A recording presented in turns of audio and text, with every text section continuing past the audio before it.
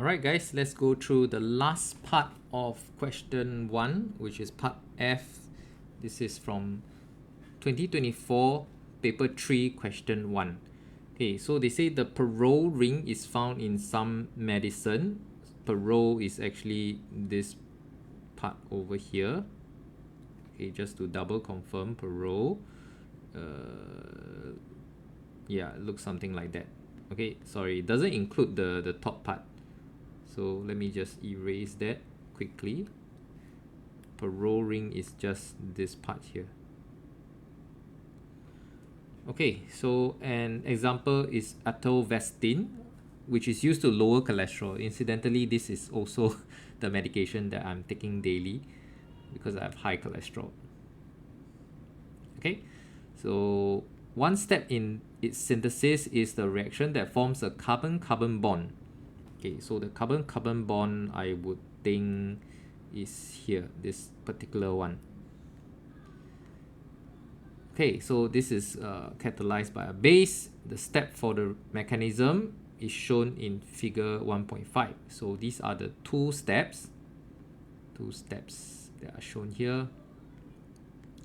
Okay, let's solve the three parts here. Name all the functional group in addition to parole in atorvastatin. Okay, so you look at atorvastatin, what do you have? You have amide. Right, you have an amide. What else do you have? You have halogenoarenes. Okay, you have a secondary alcohol. Two of them actually, two secondary alcohol. And then you have a carboxylic acid.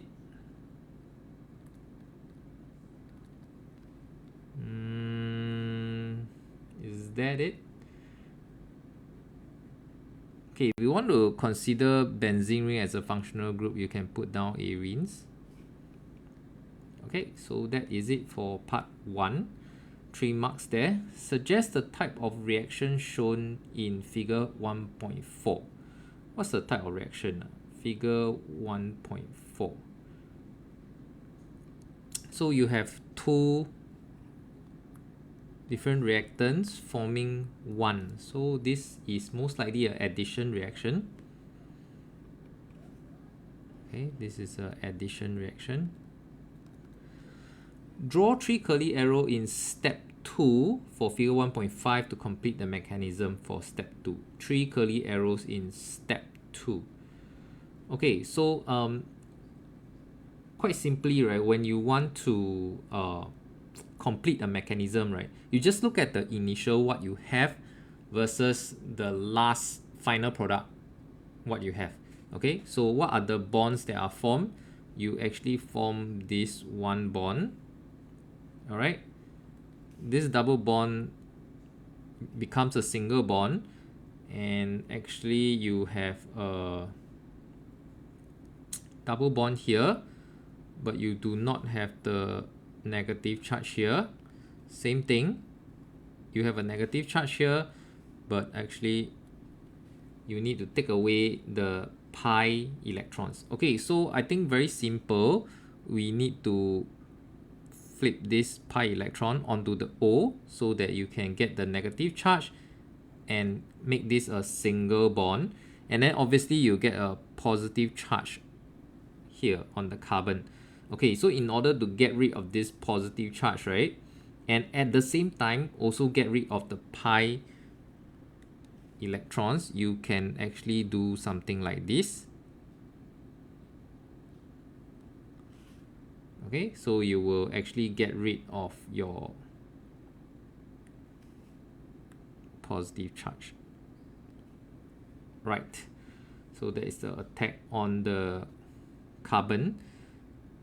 So you will form this particular bond here. You form this particular bond, and then you will also get rid of the double bond. So you use the same maneuver, right? Just pull down. Sorry, maybe you should use from the lone pair, put it down to here so that you can form your pi bond and also get rid of the negative charge. Okay, so when you check the two diagram, your curly arrows will form the bonds that you need to form and also get rid of the charges that are no longer there.